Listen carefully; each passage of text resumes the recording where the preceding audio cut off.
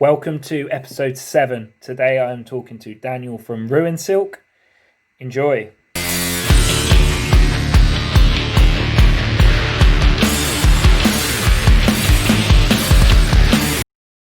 Ready, go! Daniel from Ruin Silk, everyone. How's it going, buddy? You well? Episode 7. Yeah, I'm good, thank you. How are you? Yeah, good, man. Good. Just it's Thursday. It's Thursday, right? Yeah. It is. Yeah. Good, man. It's been a busy old week. Just trying to get lots sorted out for work, really. So obviously for my full-time job, I work for a company that helps small businesses. So we've got a big 24-hour live-a-thon on Monday, but we'll talk about that in a bit. So it's going to be quite fun. So basically, my boss is going live for 24 hours in aid of mental health for Mind. So it should be pretty good.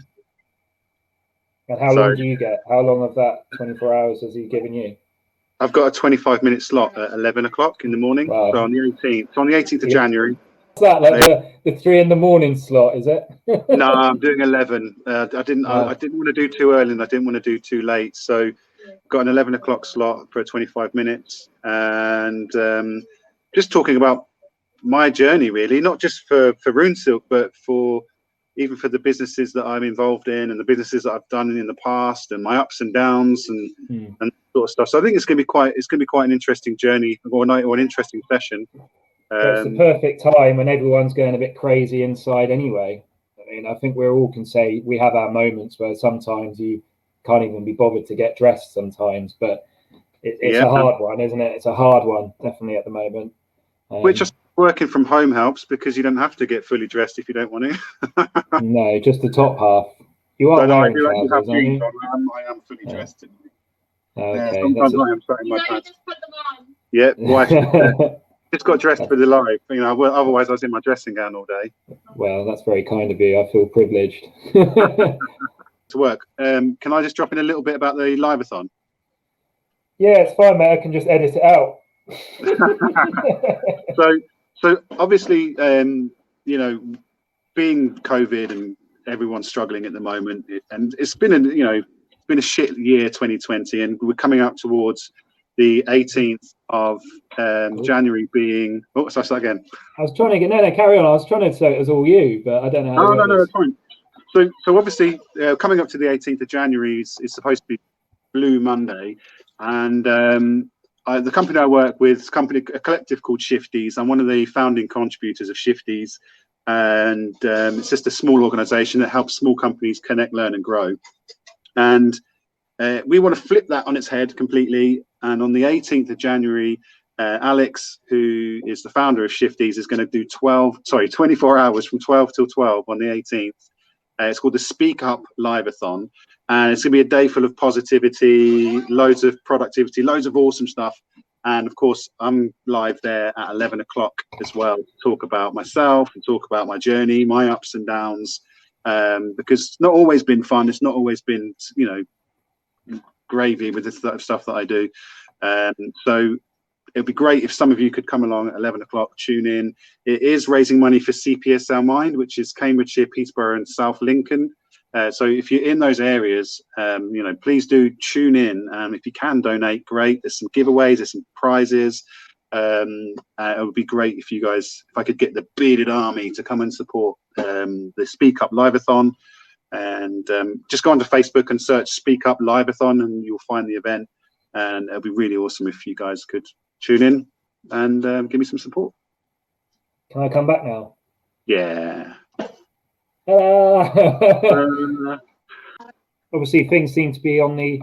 We'll quickly talk about Ruin Silk. I mean, everyone who's going to be watching this knows who Ruin Silk is. I hope so. Cambridge-based, and you've got a lot going on at the moment, haven't you? With soaps and Silk Road, and you're just making your own hats now. Yeah. So I think if we sort of rewind a little bit. Our first full year in business, obviously we worked on the Elements range, and then 2020 was quite quiet for us because we had the 5 products, the oils and the balms from Revolution and through the Elements, that I thought, okay, maybe I should just sit. My problem is watching your chat with Rusty, me and him seem to be very similar in the fact that we don't just want to sit still. You know, and once we've done something, it's like, okay, what next? So I thought, okay, no, let's just take some time. You know, I've worked hard. I spent a fortune on cosmetic product safety reports and R&D, and you know, because when you're playing around, you know, you get through a lot of essential oils, and they're not cheap especially when you're not the good pouring ones. them in. Exactly, and you know, especially when you're pouring them into pots, and then you kind of go, no, that's disgusting, bin that. You know, you think, oh shit, that was a tenner, just gone there or something. So, so I thought, okay, I'll sit back for a little while, but then everyone started talking about butters. Butters just was. It was the year of the butter. Yeah, really, it definitely wasn't it? So I think that, you know, we had all the balms out, and you know, so we thought, all right, people are talking about butters. I didn't want to just go and just completely rehash all of our products in butters. Apologies if you can hear the printer going. Still working. Multitasking. Yeah, still working. Well, especially my wife, she's doing some orders at the moment. And I didn't want to just rehash all the products. To Ollie Moore, 11 The Heights. Yeah, I will get you some Silk Road out to see what you think of it. I'll have a reject baseball cap as well. I've got loads, man, because I have got loads where I don't know if it's this one here. No, this one's my one. I've got somewhere I sort of stitched sweatband in, and I stitched and I sort of wasn't really knowing what I was doing, and I was getting the jig all set. Missed. I'll show you it here quickly. Wrong way. I always go the wrong way. There she is. That's cool, isn't it? So we've got that. That's sat next to me, so that's great when that's going off. So yeah, wife loves that. I'll definitely be asking you a few questions about that when we're not recording. But unless you don't mind sharing this sensitive information about costs, or I can edit this out, so it's fine. For the machine, yeah. I'm happy to talk about the machine. Fortunately, because I've said it in quite a few of my videos, I applied for a restart and recovery grant from the Cambridgeshire and Peterborough Combined Authority, and we got £3,000. So nice. Congratulations. I mean, yeah, thanks, man. So I stuck it into an embroidery machine. So that way, because for me, what you know, looking at a lot of these online, I will call them like kind of drop shippers, aren't they? You know, you send them your logo, they'll stick it on a cap and send it to your customer. It's so expensive that you come to it and you think, okay, well, it's great to have people wearing your products, but it's like, once you've paid £17 for them to make a cap for you, you've got to charge 30 quid just to cover costs and stuff like that. So I thought, no, I'm going to use that and get the embroidery machine, and we can do smaller batches. You know, we can personalize off the bat. So if you wanted a cap and you said, Dan, can you stick my name on the side of it? I can go, yeah, cool. So it was more that sort of flexibility. So it's the right move. Don't get me wrong, I've wanted to throw it out the window quite a few times because I've never really used a sewing machine before, and it's nothing worse than you get halfway through a design and the thread snaps and you're like, oh shit, what thread count was that? You've got to go back to where it left off, otherwise there's gaps in the stitching. So there's still a lot to learn, and playing around with the tensioners and stuff like that. So hopefully I'll become a seamstress by the end of all this. Well, it's definitely interesting. You know, it's funny, isn't it? You know, when you, like, from a reviewer's point of view, you look at, let's just say Ruin Silk, and you go, okay, yeah, it's a brand, Cambridge, you make some oils, butters. But like now I'm on the other side of it, and not even like me making, like you said about essential oils, I think the cardamom one I got was like £13. You know, just for cardamom. It's like I was going, this better be the one. This is going to work this time. You know, just feeling it draining the bank. But when you're making things like the hats, well, you don't want to talk about with Neroli. No, I've only got a small one. If you get Neroli wrong, I mean, you know, I can't remember the exact prices, but you get the pure Neroli essential oil. They come in 2, 5, and 10 ml bottles. You know, it's like, okay, get that wrong, and you. Well, we've got Neroli in Brady, I think it is. We've got Neroli. Yeah, and it is a really nice scent. I fell in love with Neroli actually in a Mariner Jack product. Yeah. I forget what it's called now. I've never used them, but Prime Time, aren't they? They're one of the big boys, aren't they? Yeah, they are. So they're actually a grandmaster. They're one of 2 grandmasters in the Ideas Club. So them and Brawl are grandmasters. And I forget the product, but it's Neroli Patchouli and Leather, I think. And it is a stunning balm. Like, I think I swapped it with someone on Guardians of the Beard. There's a guy on there that does like product swaps. If he gets halfway through a product and he's like, "Oh, I'm not using that anymore," Yeah. you know, he kind of says, "Who wants to do some swaps?" And I was like, "Oh, I'll send you a bottle of whatever beard oil you want of Rune Silk for that Mariner Jack," because I wanted to try it out, but I don't want to spend 25 quid for a 30 ml balm. Yeah. When I was doing the reviews, I ended up with so many products. So I did them as a giveaway to try and boost the following. But I did one the other day, and I went through my beard cupboard and I messaged 3 guys, and I just said to them, "Do you want any of these products? I do want a bit of money, but I want the money for the Just Giving page."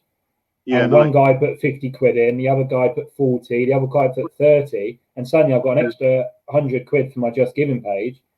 But they're loving it. Now they're trying things from around the world, different, scent profiles and that. And it's definitely a nice thing when you can share. I hate the thought of a decent bottle of oil going off, just sat there, not being used, when actually, like if I sent some of your stuff to a new reviewer, you're actually benefiting from that. You get the follow, you get a few posts. Like it just sounds like it's the right way to sort of get momentum going for different companies, really.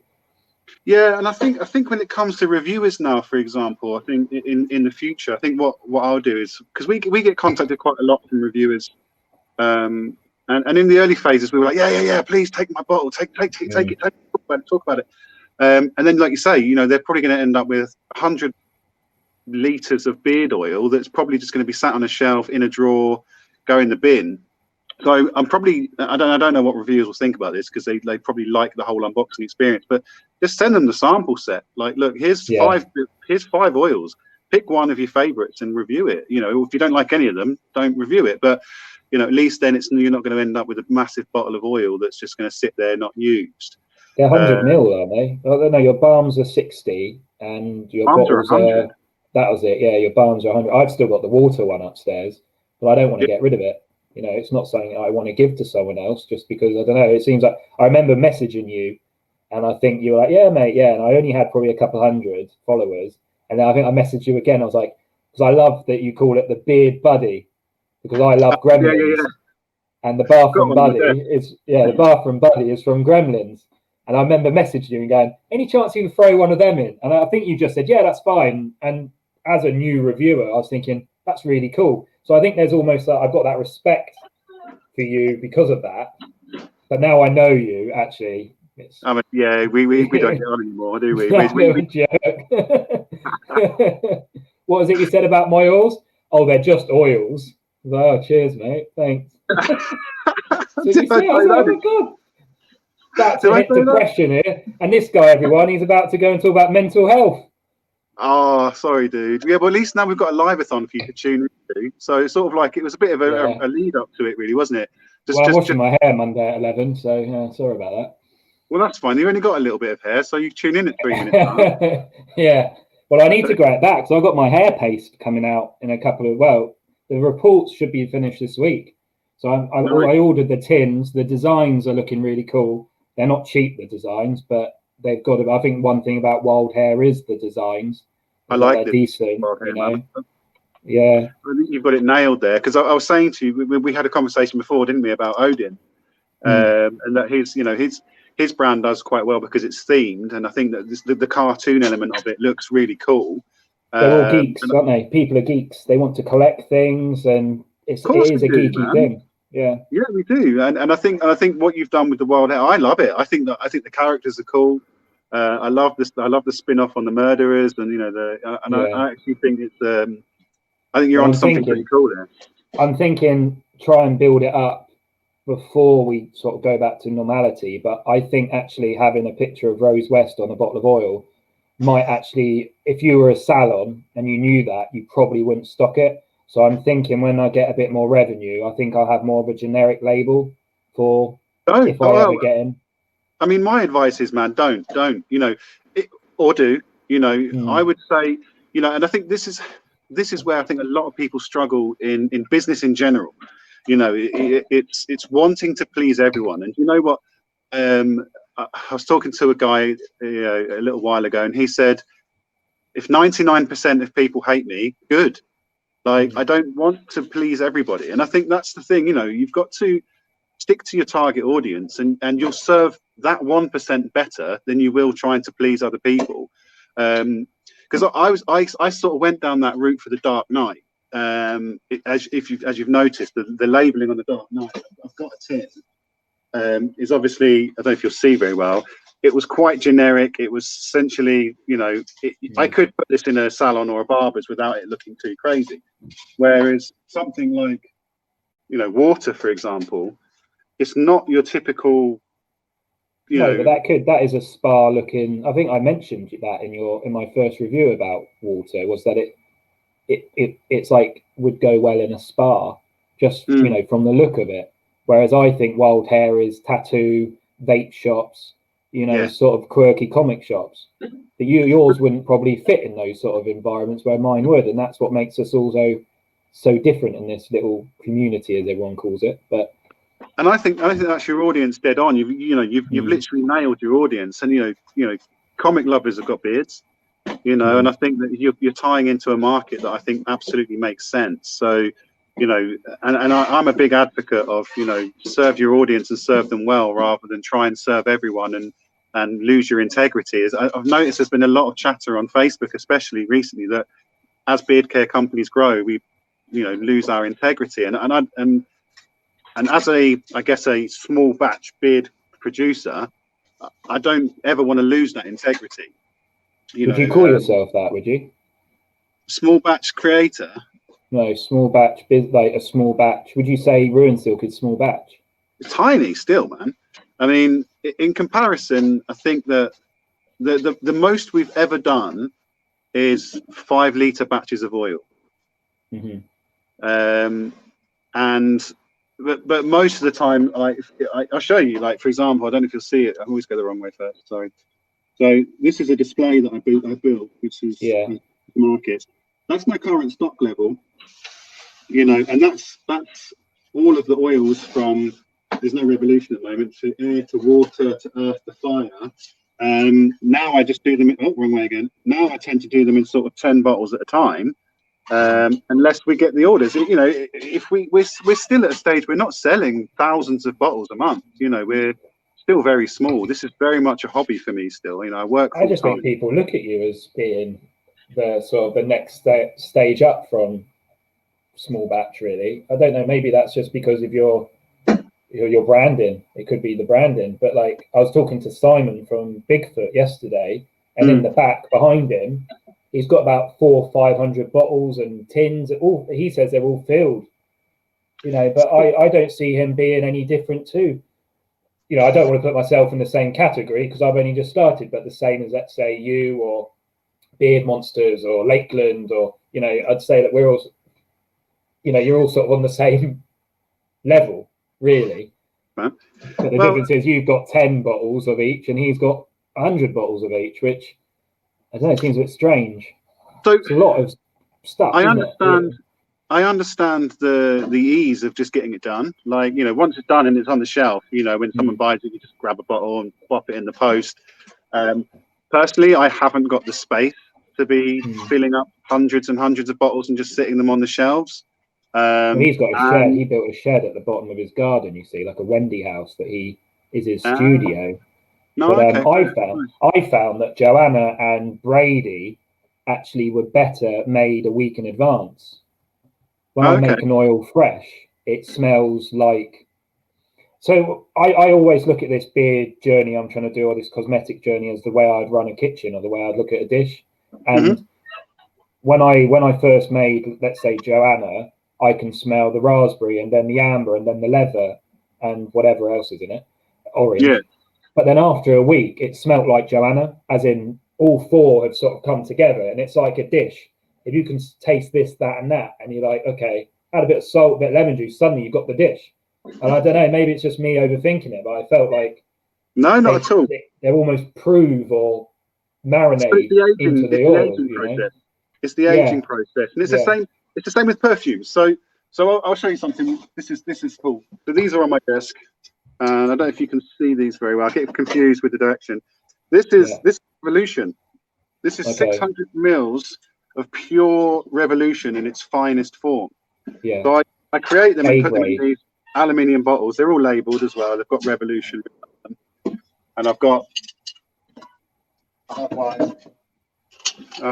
one for each of the elements as well. So we've got the Elements Air, and that's just so. And that way now, give it a little sniff. It's lovely. Poppers, mate. Get your ass going.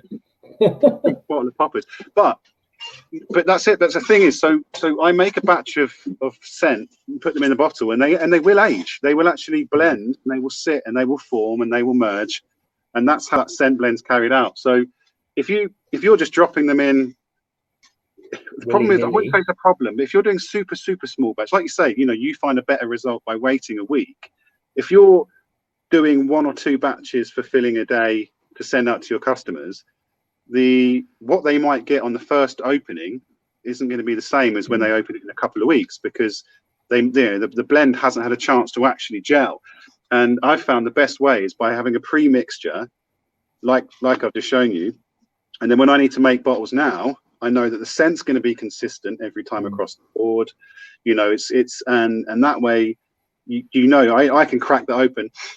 Well, that just smells exactly like Revolution. Well, that's what I've got upstairs. I'd say I've probably got 10 of each scent, like ready to go, labelled and good to go. But then I've got only 30ml bottles, but actually they're filled up with the scent profile. So then I just pipette it in, the 3 grams to 100ml in, and good to go. But you obviously have it in a 600, and I've just got a little 30ml. Well, but I was there. I was there literally a year ago. I was doing the same thing, albeit in the 100ml glass vials. Yeah. And then before I was using that, what I'd actually do, I'd use those bottles as a batch. So I would do 600ml batches of oil in those aluminium tins, let them sit for a week or so before transferring them to the amber bottles. So you would never get an oil straight out of the bottles and do all of my alchemy and then pop it into a glass bottle and send it out. It would sit in one of those bottles for about a week or so, like you say with Joanna, do its thing, merge, age, and then send. The sink still. I just pile them up near the sink, and then when they get too much, I wash them all up, all the pipettes and the little pots. That's oil based. I'll tell you a good tip for you. Cillit Bang degreaser will be your best friend. Why is that? Because it just bang and the oil's gone. There we go. I found it's the best product out there. I'm nowhere endorsed by Cillit Bang, but I found it's the best product for cleaning stuff out. Have you ever used the pink stuff? It's called the pink stuff. I've seen it, not used it. Oh, it's super good. Definitely if you're cleaning your oven out. You can get it for £1 in Poundland, and it's better than Cillit Bang. So maybe I should give that a go. I'll try it. It's just that because otherwise really I find I get through one of those litre bottles of Fairy liquid in a clean-up session. I'm like, Jesus Christ, bubbles are everywhere. Like Fairy is good. Fairy is good. I've seen a KP put Fairy in his dishwasher before, thinking. I put it in my washing machine once. Yeah, really? It's crazy, isn't it? Gee, I thought I was like, oh my God, babe, it's going to come out. It's going to it was coming out the sink. Like, put it in there. I don't know why I did it. I thought, oh yeah, I know what will clean this out. A bit of Fairy liquid, sort the washing machine right out. Put it on a hot wash, and I'm like, looking in the sink, and the sink is filled with bubbles. I'm like, this can't be good, can it? Yeah, this KP put the thing down, and it was blaring out, and he tries to scoop it out, but obviously it's everywhere, so he pulls it down again, and it's just constant bubbles. It's like saying out Ghostbusters, when she's getting in the bath, that bit, and it's that slime stuff. Ectoplasm, absolutely everywhere. Actually, quite a privileged position that I could talk to you, and then I could talk to someone else, and almost take the little bits of tips and sort of work them to my advantage, really, whether it's washing up or making the oil, or because it's a good position to be in, because I know a lot of people wouldn't share their tips, man.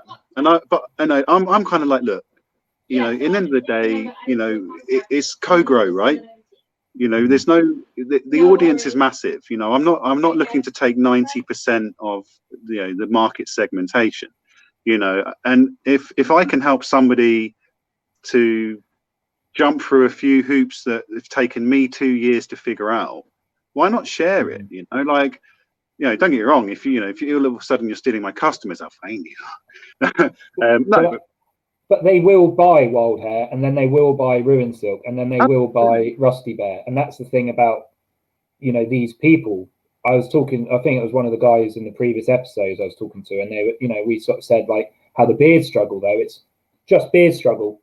It's like, that's all they talk about. And even though it's not the best oil, or it depends on what people like, but, at least our lot we're a bit more open to say, actually, I'm going to buy your oil, I'm going to buy, some Ruin Silk now. And we're lucky again to be in that position that very rarely you get a customer that's only going to buy Odin's, because they want to buy something else at the same time. So, well, this is why. I mean, we've got some ambassadors, and I'm very hesitant to take on new ambassadors now, because I think okay, it's nice to have core followers and core fans, but I wouldn't want to take away a valued member of the bearded community that supports small brands. So there's one guy in particular on Facebook who's very active, and I'd love to say, would you be an ambassador for Ruin Silk?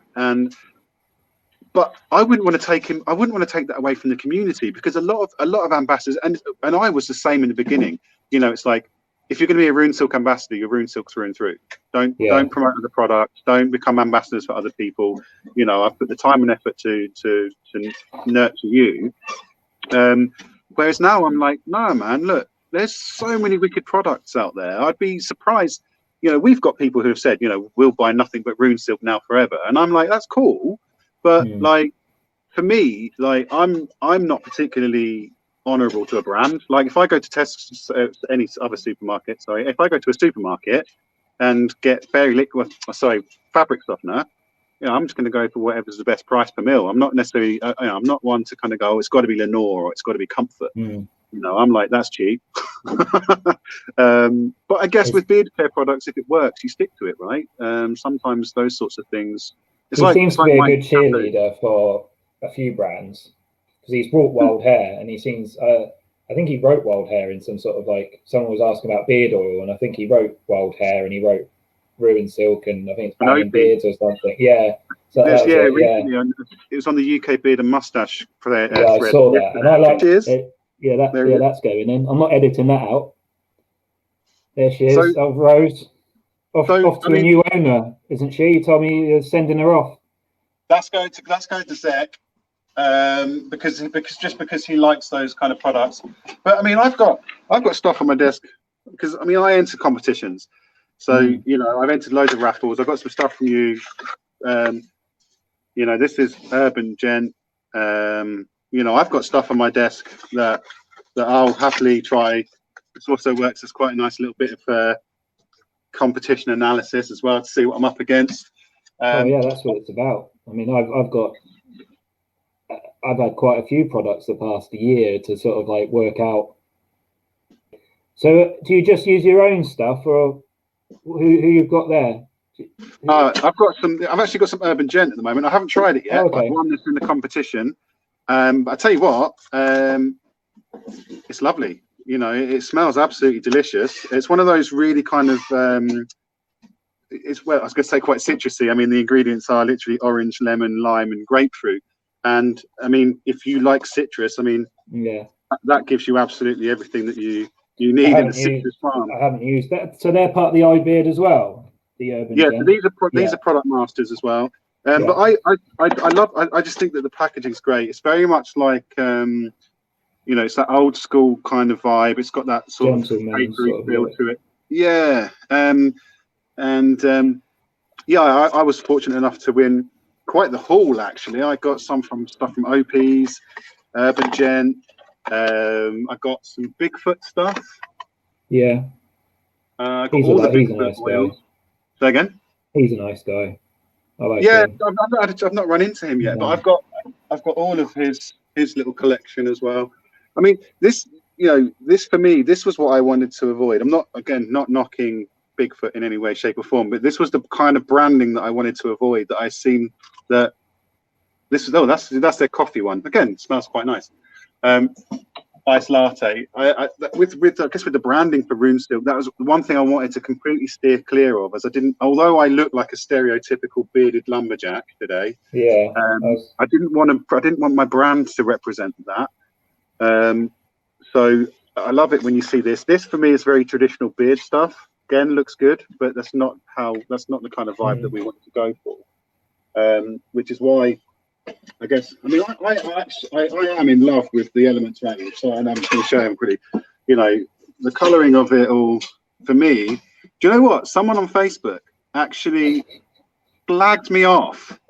Really? Said my branding was shit, and I was like, really? I was like, what's wrong with my branding? And he said, oh, it's very, very like, I can't remember what he said, modern metrosexual, and I was like, all right, so what's wrong with that? Maybe Get some Viking on there, mate. Stick a Viking on there, you'll probably love it. And that was it. And I said to my cat, I said, well, give me. I tell you what, if you rather, because he actually started. It was weird. It was almost like he was trying to pitch me to work with me. And I said to him, you've got off on the wrong foot here, dude. I said, send me an example of what you think's a great brand. And what's that company in America that's got like some hillbilly on it? Do you know the brand I mean? You see it everywhere. I can't remember. Cool. I'm going to look for it really quickly. If you look up beard oil, it usually comes up. It's quite prominent in a lot of promotion. But I had a guy who I've done 3 orders to the States, and the guy contacted me yesterday, and it's a picture of the package at his doorstep, and there's all oil coming out of the side of the box. No. And Brady had broken on transit. He bought all 5 oils, him and his mate. They're called like West Texas Beard Crew. They're these new guys on. I actually shared their YouTube on my stories yesterday, and I ended up just giving him. I basically refunded him 2 bottles, but it was funny because he'd sent me a picture, and I was like, "Yeah, that's not how I normally send my stuff." And he was like, it smells really good, but normally I get my stuff in bottles, and you're just sort of having a bit of banter about it. But if people want it, they'll buy it. Absolutely, man. And I think I think the thing is with the States as well, as I think that because I don't quote me on this, or do quote me on this, but I think that their safety regulations are a lot more lax than they are in the UK. It is, yeah. So I think because the UK has such strict safety regulations, and if people on the communities are talking about them, they're like, well, that's got to be good, right? Let's try it out. But speaking of, we had that same problem with samples, which is why now we've got I bought some like PVC labels for them. I can always struggle to find the camera, because what was happening was that sometimes you'd get a leaky one and they'd go, oh man, I really liked that one that was really nice. It smelled absolutely amazing, but I couldn't see what it was because the labels rubbed off. Because you're going to keep growing it, are you? Are you going to keep that length? To be honest, I don't know. But I did actually have a crazy idea that, because obviously the beard competitions last year were cancelled, I booked in to do the British Beard and Mustache BBMC in August last year, and I didn't know what category to enter, so I just entered business beard. And I had a crazy idea that what I was going to do was, because obviously it was cancelled, I was going to shave it really short in August, and then just see what category I could enter in the following year. So almost do a year. Okay. But I didn't dare. So. Well, you'll be pleased to know that the Beard Struggle are doing a competition, and you can win 10 grand for a year, and whoever wins, I saw that come up on the ads the other day. I don't want to support Beard Struggle, man.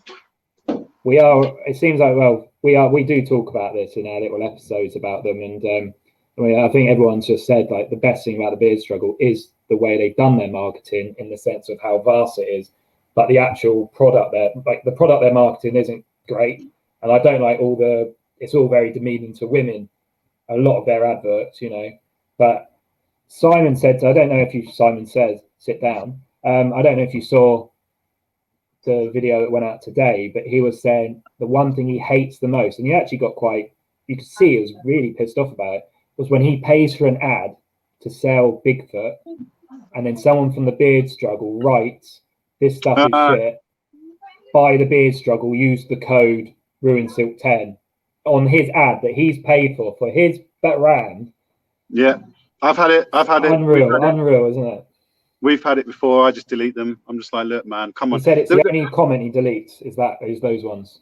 For sure. Like, I mean, I will. I don't like deleting comments, but those ones I will delete. Like, because it's just selfish promotion, because they've got such a. I think they have like quite a strong reward scheme, don't they? So you can earn loads of commission in affiliate. So that's how they sort of spam the market, was that people were like, oh, okay, I can use beard oil, put a link everywhere I talk, and someone's going to buy it, and I'm going to make 5 to 10% commission. And everyone jumped on it. You know, you see Beard Destroy, everyone, they make ambassadors out of all of their customers. I mean, we've got an affiliate scheme, and there's an option that says, do you want this to pop up when someone buys something? And I was just like, no. Like, I don't want everyone spamming the world with Rune Silk affiliate links. I'd rather, you know, because what happens is a lot of people don't use the product, they just want to make commission, so it ends up literally just being shit spam. I was thinking about the beard struggle before we had our chat, and just obviously it's called the beard struggle, and you think beard strugglers, and we very rarely struggle with our beards. So I just think it's a very strange marketing. And I was going to say to it's almost like if you were selling Viagra, you know, and you called them like, I can't get it up, you know, I can't get it up pills or something, you know, and that's how you were marketing it. And you've got all these guys walking around going, yeah, I'm an affiliate, you know, I'm part of the I can't get it up crew, you know, buy my Viagra pills. If you had a brand called the Dick Struggle. The Dick Struggle, yeah, Viagra. Maybe I could do that on the old YouTube, mate. I'll see if I can find some. But yeah, it's yeah. I mean, at the end of the day, like, hats off to the Beard Struggle. Like, and you know, they hit the marketing hard. Like, you know, I'm sure the people that are running the Beard Struggle aren't exactly complaining about their bank balance. You know, they're selling bills. You know, they're not in it for integrity or for the community spirit. They're a hardcore business. Like, you know, they're just business. You know, look, it's beard oil. We're making money out of it. Either get over it or don't. You know, it's one of those things. You know, what can we do? We can just sell to people that will enjoy our products, and I think that's the crucial thing. I don't go down the beards. I saw that the Bald Viking was trying to stir something up, and I just see it only ending in one way, you know, and it is that they've got the money and they've got the power to really screw a business over. So I stay away from all that. Just it's not worth getting involved in. And I mean, it's the same as you know, I see a lot of people, and I'll say it, and I'll say this quite openly and honestly. This year you're gonna see a lot of reviewers pop up and disappear, because I get what reviewers are doing when they go on the witch hunt for cosmetic product safety reports. Yeah, we should talk about that. I'll tell you. Carry on. Sorry, go on. I was going to say, a lot of reviewers seem to be taking it upon themselves to sort of go on a bit of a witch hunt. Which, don't get me wrong, it's great. You're not the first people to do it, but there are some companies out there that will make your life a misery if you stop them from making money. And it's as simple as that, you know. And I think that, you know, I even know of a reviewer who actually got threats. Well, you know, this is obviously my channel, so I don't mind naming names, but, you know, we've got the Bearded Brit currently going around and Daniel Dockin trying to ask people for their reports. And I had a message yesterday from the Bearded. I've been doing this 18 months now, and I always talk about product reports. I've had issues with Beard Things and Daniel Dockett and the other one who did the Beard Bear reviews, and they were spamming me and they were sending me rude messages. And now he's affiliated Beard Things, and he's asking me for my, you know, and everything's great. He's always saying, oh, the Beard Things are the best thing you'll ever try, you know, and all this. And then he's asking me, actually, if you want me to review your product, so you have to show me your reports. And I wrote him a decent message, and it wasn't rude, but I said no. I said, you know, my guys know I've got reports. I'm always openly talking about them. You know, the guys that you actually affiliated with have given me issues before about this, about me standing up for it. And I said no. And then we've ended it fine. We say, yeah, that's cool. I said, if you don't want to review my stuff, that's fine, but I'm not sending you my reports. Yeah, but yeah, don't get me wrong. I think, you know, what they're doing, you know, fine. It's absolutely fine. But don't don't threaten people with the fact that if you don't show me your report, I'm going to take you to the cleaners. Because, like, you know, I mean, I speak to Dan and I get along with the guy. I had got, you know, got along with the guys from. We've only just made up yesterday. We didn't talk all last year because of his Beard Bear review things. We didn't get on, and then we actually wiped the slate clean yesterday, and we said, let's just go fresh. Did the same with Maverick Beards as well. We're just going fresh this year. Yeah, and I think that's fine, but I think just don't go about it in a threatening way, because you know, look, some of us beard care companies will be around a lot longer than the reviewers, and vice versa. Some reviewers will stay around a lot longer than the beard care companies. Is it worth starting a war? I don't think so. Like, Dan's got some stuff to review for me. If he turns around and says to me, I need to see your cosmetic product safety reports, I'll say, go over to iBeard Club, go onto the guild, and check my list of products. All listed, yeah. All my products are listed. The only people that will see my reports, and the iBeard Club, they get full access to my reports, the whole document, not just the front picture. They get the document. So it's not because anyone can ping up a PDF and say, "Oh, look, that says cosmetic product safety report, and my name's on it." Well, great. Is it real? Yeah, but you need one for each item. This is what I couldn't understand. So if they're going around to say Ivan, let's say Ivan's got 40 products, and they're saying, I want to see your reports. What, he's going to send you 40 different, you know, on each individual product, because that is what he'll have. He'll have all the reports. Yep. I think, I don't know, it is something that would be good to be sorted, but you need some sort of authority. You know, you don't have any authority, you know. My stance on it is that my cosmetic product safety report is my intellectual property. Like, it's got my ratios in it. It's got my product ingredients in it. Like, the only people that need to see that are people that I trust, you know. And for me, like I say, you know, Dan, like I say, I have sent some stuff off recently to Dan to check out. And if Dan says I need to see cosmetic product safety reports, I will point him to the guild, and I'll say, look, RuneSilk, I'm a product master. You know, the only way you can get into the iBeard Guild is there's a few things you have to tick. You have to have, you know, be active in the community. You have to have consistently good products. You have to, the guys at iBeard have had to have tried your products and rated them. I am listening, because I'm going to be writing all these down, because that's my next mission. no, absolutely. But, you know, they've got to have like who you are and know that you're not a dick. 2, that your products are good. 3, that you've got cosmetic product safety reports. And in order to get on the guild, you do have to send them your physical report. You've got to send them the whole thing, not just a front cover. You've got to send them the report, because they've got what is it? A cosmetologist? Is it a cosmetologist? I always forget where it's said. Toxicologist on their. Interesting. You don't know what it is. Maybe you haven't got reports. No, I'd say so. Becoming part of that iBeard Guild, for me, that's recognition enough. Like, if a reviewer comes to me and starts knocking my door saying, "Give me your cosmetic product safety report," I'm just going to say, "Dude, just don't review my shit." Like, I really don't need your review that much, or the headache that's going to come with it. Got enough people now that have. Well, I just said to Tony yesterday, and I just look, because I've even got Laura's Swift Fox, who I put you in contact with now. I've even got her app name. She's not active on Instagram, but it says @Swift Fox. You know, I just said to him, if you really want to know, feel free to call her and ask her, because this is her number. And I sent him the website, and I said, call Laura and ask her. And then, you know, otherwise, you know, like. If it works for them and it's generating content and it's giving them something to put their name out, great. You know, great. What I'm not going to entertain is I'm not going to entertain an argument about whether or not we've got product safety reports. I know we've got them. iBeard know we've got them. You know, that's a beard community of nearly 10,000 strong. Do I care about a reviewer that's got 300 followers right now? I'm sorry to say it. No, I don't.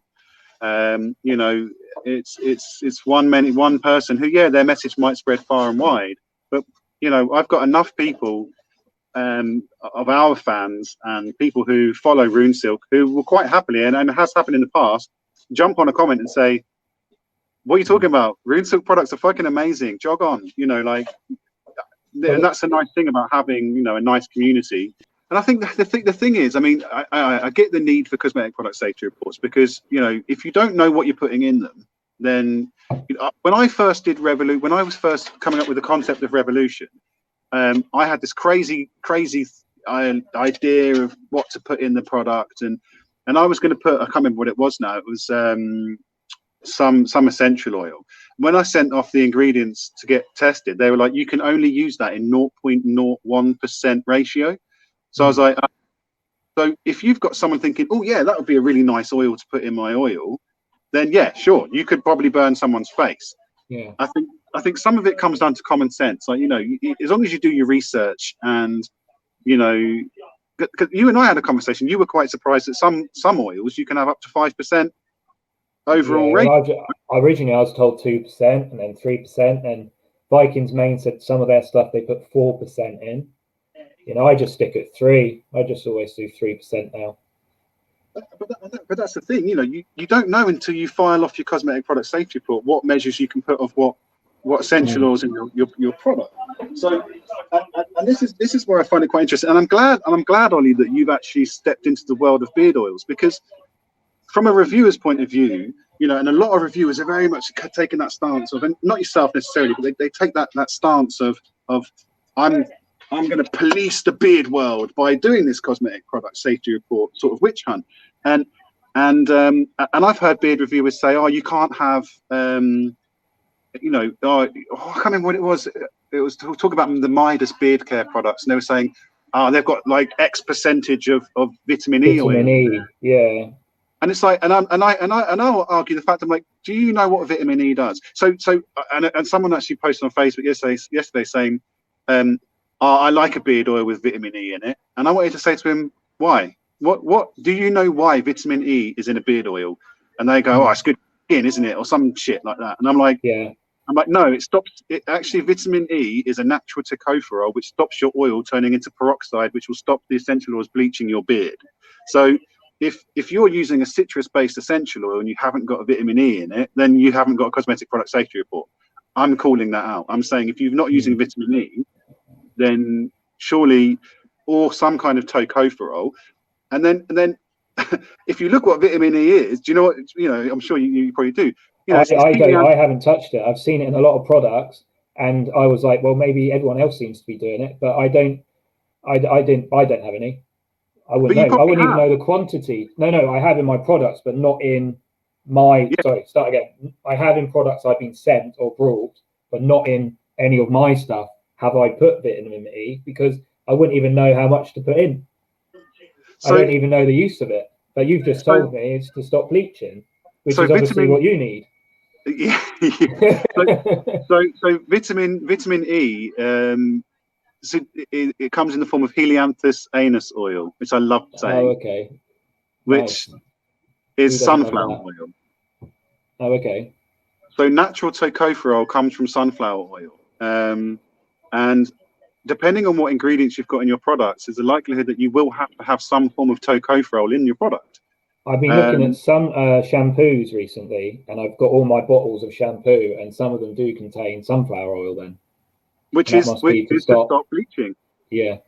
It stops the creation of peroxide in your products. And this was one of the first things I learned when I did Revolution. You know, I kind of didn't know what I was doing when I first made beard care products, which is why it was a good idea that I got the cosmetic product safety report, I guess. Whereas, so I do get the sort of like the good intentions behind the cosmetic product safety reports. I do get the call for challenging, but you know, I don't think it's fair to call someone out unless you've got specific proof. Like if someone came to me and said, show me your cosmetic product safety report, and let's just say for argument's sake I don't show them, then what are they going to turn around and say he wouldn't show me, so therefore he doesn't have them, so I'm going to fuck his life up? I'm like, look, just because I haven't got the patience to deal with, I don't have to show anyone anything, you know. At the end of the day, the products, they're listed. Well, I need to put them on the UK portal. Yeah. I haven't done that yet. You got 90 days, so we're all right for a minute. So you got 90 days. That's the next witch hunt, is it? Well, the thing is, most people don't even know about that, and I think this is the thing. Like, you know, so with reviewers, you know, a lot of reviewers, I would say, like, look, if you're going to become a witch hunt mob, get your facts straight first. Learn, make some products. Go and get a cosmetic product safety report done. Go down the route this is why I say, this is why I'm so pleased that you've gone down this route, because you've now seen both sides of the coin. You've been the reviewer, you've created the products, you've now got a respect for producers because you've done that the whole process. You've gone through the cosmetic product safety report, you've gone through creating Sense, you've made products. I would respect your review on my products moving forward more than most other reviewers, because now you're starting to learn the process and you've got knowledge. Not just before I started doing the products, selling products, when I think about some of the reviews, I very rarely looked at the carrier oils and knew, oh, that's great. That's not, it says, oh, it's got jojoba in it or avocado. That must be good. But I didn't really know. Whereas now I know, like, I love rosehip. I love the camellia tea, hence why that's in my product.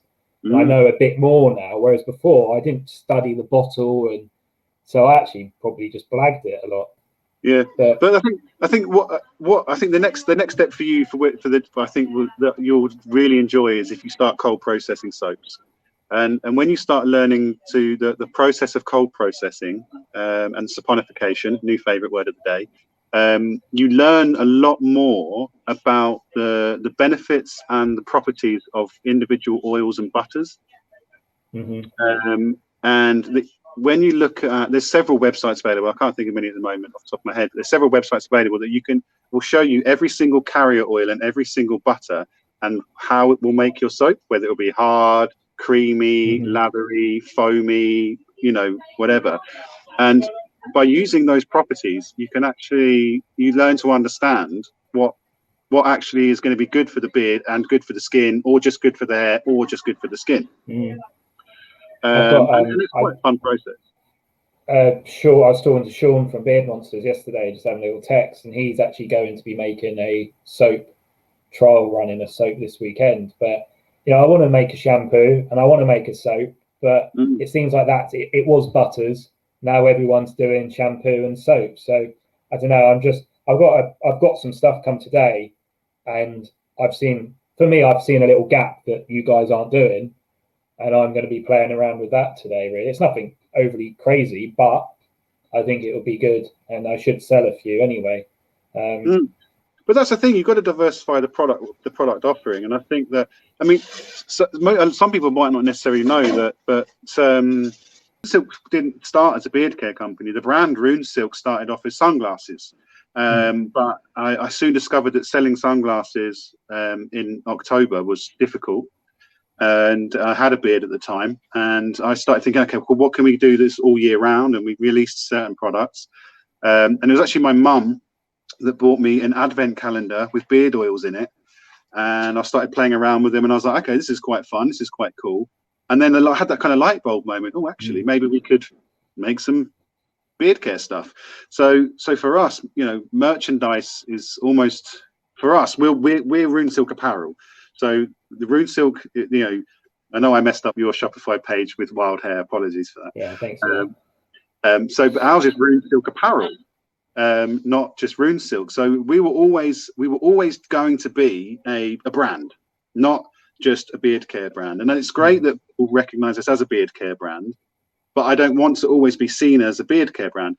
A little bit, I guess, like your guy from Rusty. He started off with gift sets and that sort of thing. For us, it's very much going to be about similar to what he was saying, lifestyle, kind of that sort of style. I want shirts, I want t-shirts, I want hats, I want a brand that is more than just beard care, almost a brand for the bearded guy, someone who wants to wear a Rune Silk cap because they like the logo and they like what it stands for.